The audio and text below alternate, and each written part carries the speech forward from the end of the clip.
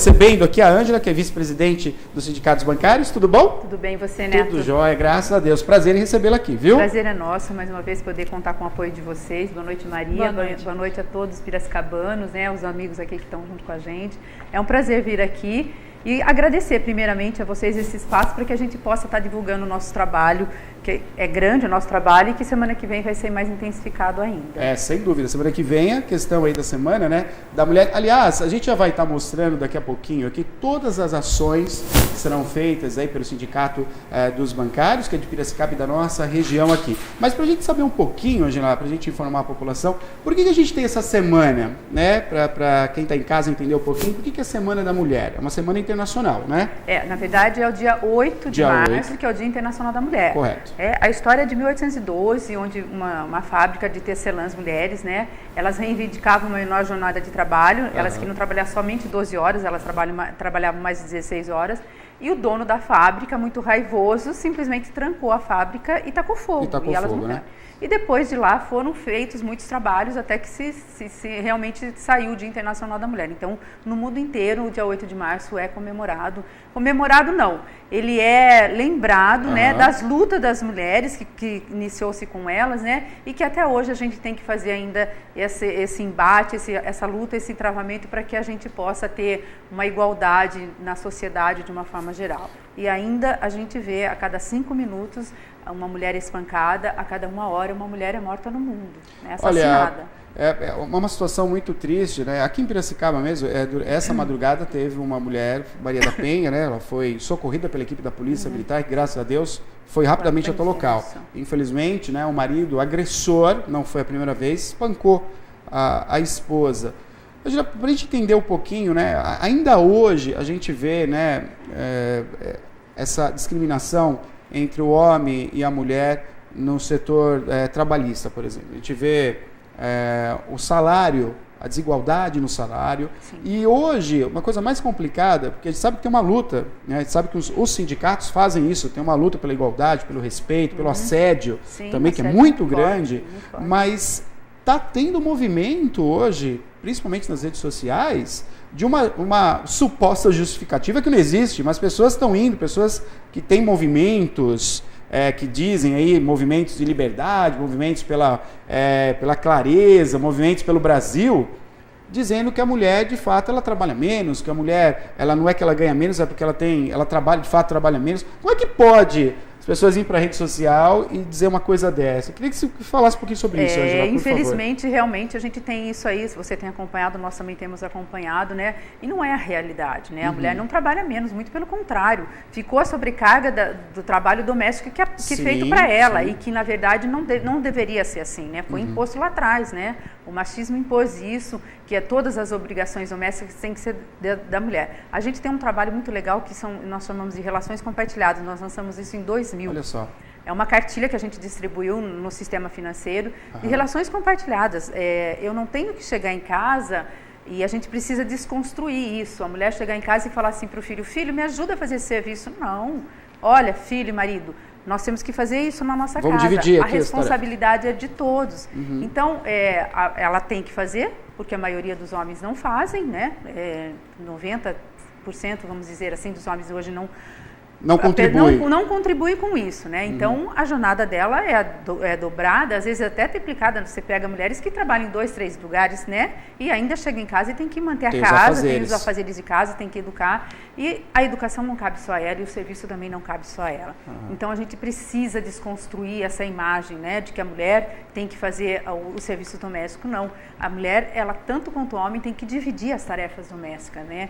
E ela não trabalha menos horas. No sistema financeiro, eles têm a mesma carga horária dos homens, né? Sim. Então, a gente conquistou isso na questão da aposentadoria. E que nós vamos estar falando com essa reforma da Previdência, as mulheres vão ser mais prejudicadas ainda. Com a reforma da Previdência? Sim, se ela vier da forma que ela está, ela vai ser prejudicial para todos os trabalhadores de uma forma geral, tá? Mas para as mulheres ela vai ser mais, porque as mulheres contribuiriam com 30 anos e os homens com 35. Se isso for passado da forma que está, dificilmente algum trabalhador hoje vai se aposentar, porque você tem que ter no mínimo 65 anos de idade e 35 de contribuição para todos. Então, são uma série de questões que a gente precisa ainda estar informando, empoderando a mulher para que ela saiba discutir, para que ela tenha argumentos para estar discutindo com relação a isso. E no sistema financeiro não é diferente. Angela, como é que a gente... Olha, a gente já vai entrar já, sim, viu? Sim, claro. Mas são perguntas que a gente precisa esclarecer para a claro. população que está em casa, são pertinentes, a gente precisa discutir sobre isso, né? Como que está sendo feito? Eu queria que você mostrasse um pouco para nós, que a gente tem alguns países, os orientais, né, em algumas culturas, a gente tem uma discriminação da mulher e isso é resguardado, não, isso faz parte da nossa cultura. Como agressão contra a mulher, quando a mulher ela é violentada, não pode reclamar, né? Se ela é violentada, a culpa é dela. E aí isso vai numa sombra de, isso faz parte da cultura. E de repente a gente tem um país onde a gente recebe as pessoas de fora aqui, né? E isso muito me incomoda. Ao mesmo tempo, quando eu penso num discurso nessa linha, Angela, quer dizer, se a pessoa está aqui, ela tem que seguir as regras do nosso país. Eu não sei se isso é discriminatório, mas como é que eu vou suportar uma mulher sendo, de repente, oprimida na casa dela, no meu país? Como é que funciona isso? Como é que eu me relaciono com isso? É complicado realmente, né? Porque você vai acabar interferindo na vida pessoal das pessoas. Uhum. Né? Mas a partir do momento que você presencia uma cena de violência contra a mulher, você tem a obrigação de denunciar. Uhum. Né? Hoje você já pode fazer a denúncia, ela não precisa ser a própria pessoa que está tendo os maus tratos. Você pode denunciar e daí cabe a ela... vizinho, amigo, companheiro de trabalho... Se você viu, se você presenciou, você tem por obrigação denunciar, porque para que isso não aconteça, né? Uhum. Então, isso já pode. Antigamente, não. Até há um tempo atrás, tinha que ser a própria mulher que apanhou, que sofreu a violência, que ela que tinha que fazer a denúncia. Mas hoje você pode fazer. Né? E depois, feito isso, serão feitas as apurações. Na maioria das vezes, a gente conseguiu hoje, muitas mulheres não desistir do processo. Né? Mas antigamente se desistia muito, porque não tinha para onde ir, não tinha como voltar para casa. Não tinha assistência, né? Não tinha pós, né? E por isso que a gente briga muito para a questão da casa de referência das mulheres. Uhum. Né? Isso é muito importante e a gente não conseguiu ainda que os municípios, que o nosso governo aqui entendesse disso, né? É importante a gente acolher essas mulheres para que elas não voltem, para que elas sigam com os processos e não tenham que voltar para o local onde você sofreu, né? Com a pessoa com que te ofendeu, que te bateu, né? Então, é muito importante isso. Então, é um trabalho árduo. Então, é difícil. Eu acho que as pessoas que vêm de fora, mesmo com a cultura, ela tem que respeitar a nossa legislação. Uhum. Tem que ser respeitado. Eu acho que é o mínimo. É o mínimo. Olha, nós estamos ao vivo aqui, recebendo o Sindicato dos Bancários. Eu estou aqui com a Ângela, vice-presidente do Sindicato dos Bancários. Estamos falando, né, sobre as ações que irão acontecer com o Sindicato dos Bancários, semana em comemoração ao Dia Internacional da Mulher, dia 8 agora. A gente está conversando um pouquinho, a gente já vai entrar nas ações que vai acontecer pelo sindicato, mas você pode participar ao vivo também, fazendo sua pergunta, 2534-1234, ou pelo WhatsApp 99141-1048 também. Eu vi uma reportagem, eu não vou me lembrar qual foi o canal, mas era um documentário, né? Que uma pessoa, ela questionava, mas aí vamos entrar na questão do assédio e da paquera, para a gente entender também, para quem está em casa, onde é a paquera e onde é o assédio. Eu achei muito interessante, assim, que uma das mulheres estava sendo entrevistada, que faz parte do movimento, ela falou assim, olha, tudo que for aceito pela mulher, né, no sentido dela ter um entendimento e ela aceitou, isso não é algo ruim para ela. Agora, passa a ser agressão quando ela não está parda, não permite. Então é uma invasão, uma agressão. Né? Isso foi uma pergunta específica sobre a questão da relação sexual com a mulher. Mas eu queria saber, Angela, onde é a paquera? No âmbito do trabalho profissional ou nas faculdades, que a gente sabe que isso muito acontece também. A gente é uma cidade de dormitórios, tem muitas universidades, mas a gente vê o machismo, ele impera, tanto que teve uma CPI aqui, né, na Universidade Estadual, teve uma CPI sobre uma agressão, sobre um cartaz que foi colocado ali, horrível, né? Horrível falando sobre... Expôs demais, né? É ridículo aquilo. Uma pessoa que faz isso é puramente machista. A gente vai pegar lá no âmbito, né, da família, a gente fica pobre coitado, né, que acaba traduzindo o que foi a família dele. Mas enfim, como é que a gente consegue entender o que é paquera e o que é assédio? O assédio é quando você expõe a pessoa, humilha a pessoa, né, perante as outras pessoas. E a paquera é aquele jogo de brincadeira tal, e aquilo que você falou. Enquanto eu estou permitindo, tranquilo. A partir do momento que eu não te permito mais a esse tipo de paquera, você já entrou para a parte do assédio, seja ele sexual ou do assédio moral. Sim, tá? sim. E o assédio moral é quando você expõe, humilha a pessoa perante a todos, né?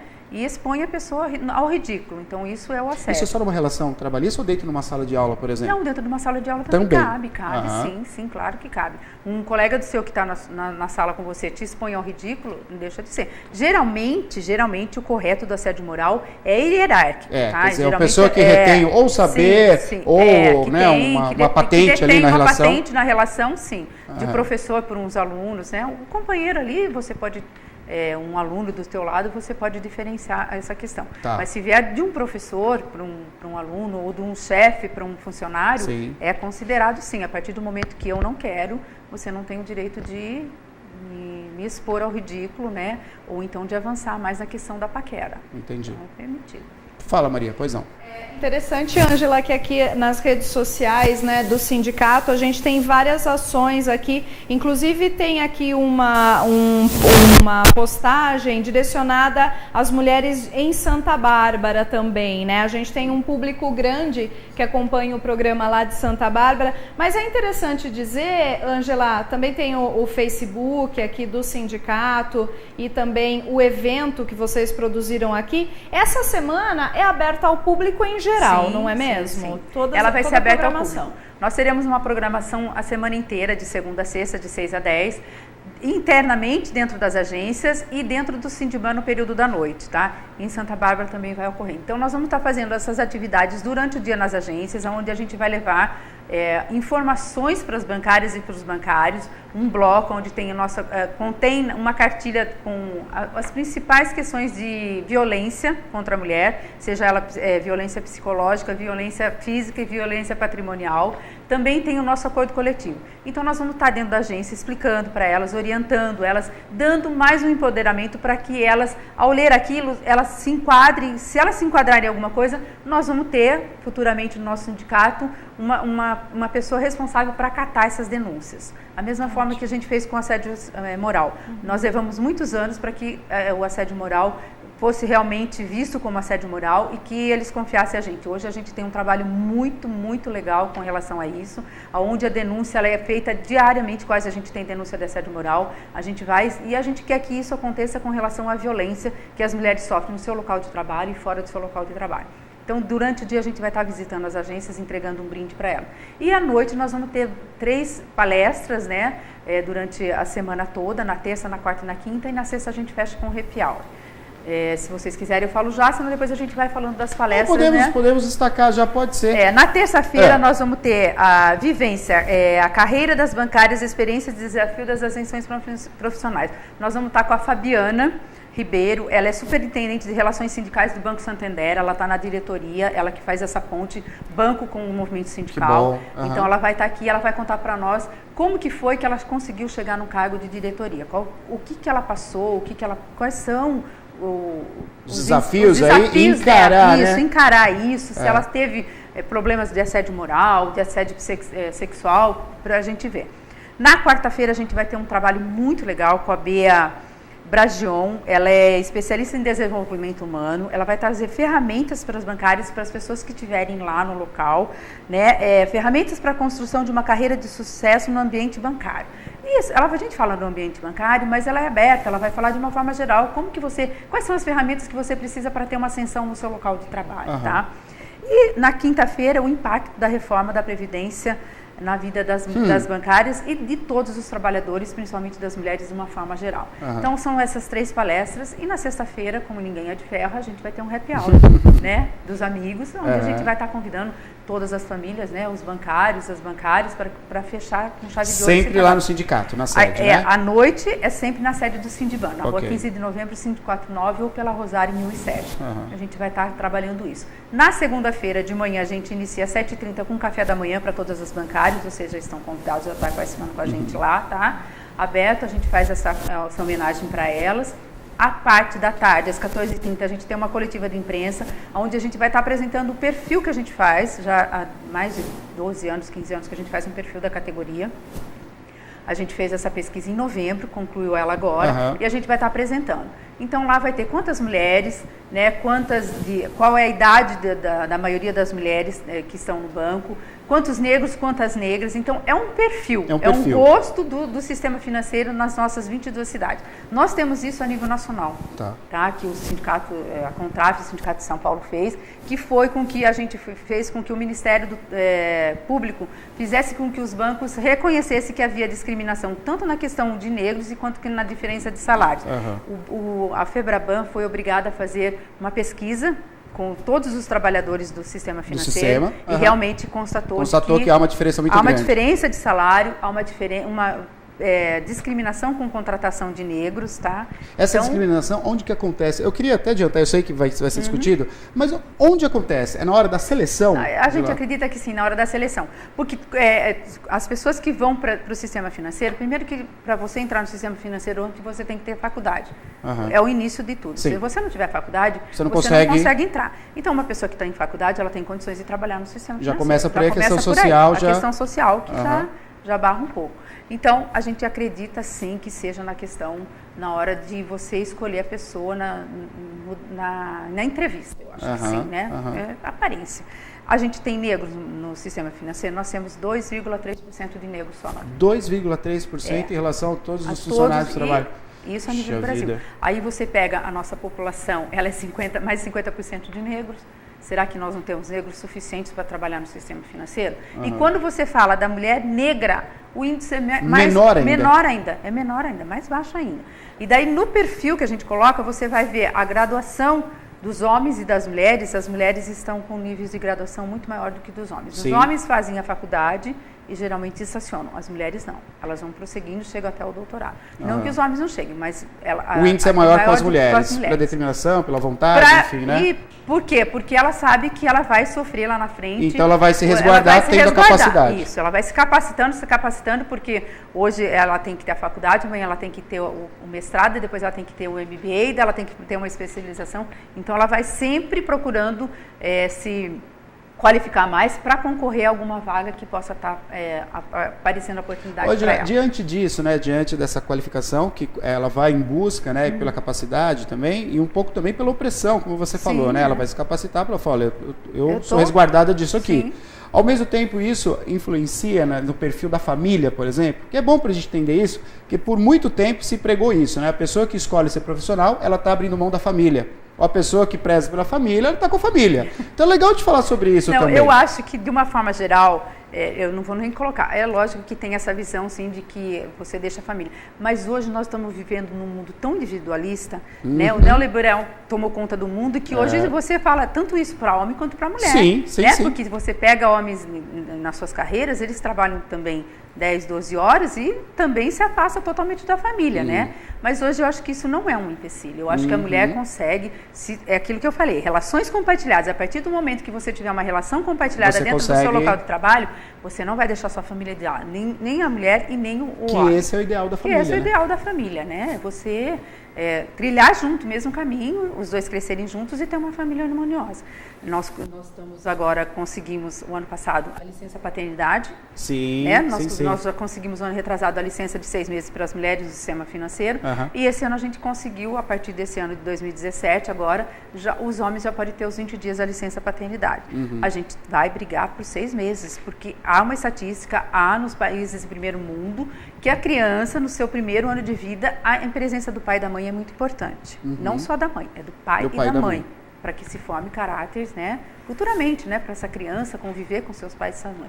Nós começamos com 20, como foi das mulheres. Começamos lá com 2 meses, foi para 6 meses agora. É bom entender que aqui no Brasil não veio de cima para baixo, né, a licença maternidade. Para a gente entender um pouquinho sobre isso, né? Porque às vezes as pessoas acham, não, mas sempre teve na lei, sempre aconteceu. Parece que foi um governante que foi lá e falou, olha, a mulher tem que ficar lá em casa, né? Isso foi uma conquista vinda dos trabalhadores, dos sindicatos. É bom de destacar isso, né? Sim, não, foi assim como hoje a paternidade. Luta, sim, e foi no governo da presidente Dilma que ela assinou essa lei, tá? Foi ela que através do trabalho dos movimentos de mulheres, né? Claro que surgiu isso, e foi ela que assinou essa lei. Então, a gente conquistou isso, né? E tem muitas empresas que ainda não aderiram a isso. Então, a gente tem que continuar lutando sempre para que todas as mulheres possam ter.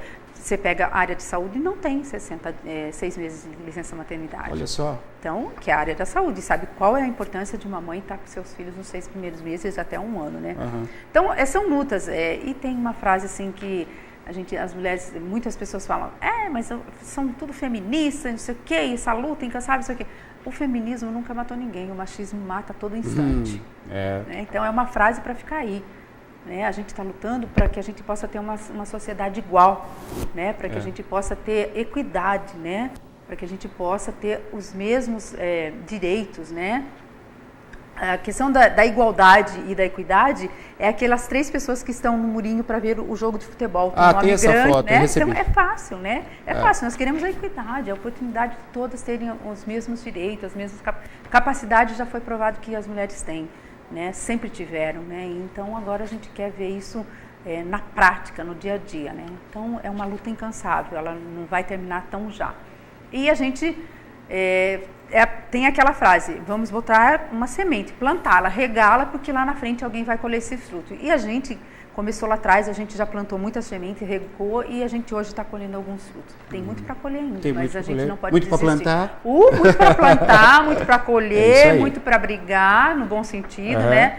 Mas a gente vai construir uma sociedade ainda que hoje pode ser utopia, mas a gente sonha com ela lá para frente, que ela vai ser ideal para todos. Eu já concordo plenamente com tudo que você falou.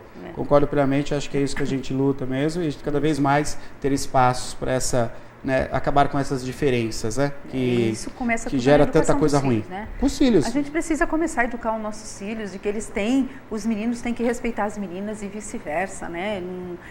Daí aquela história de pai, não, porque ela é menininha, não sei o quê, e vai não, nós precisamos acabar com isso de vez, porque criança não tem preconceito, para começar. As crianças não têm preconceito.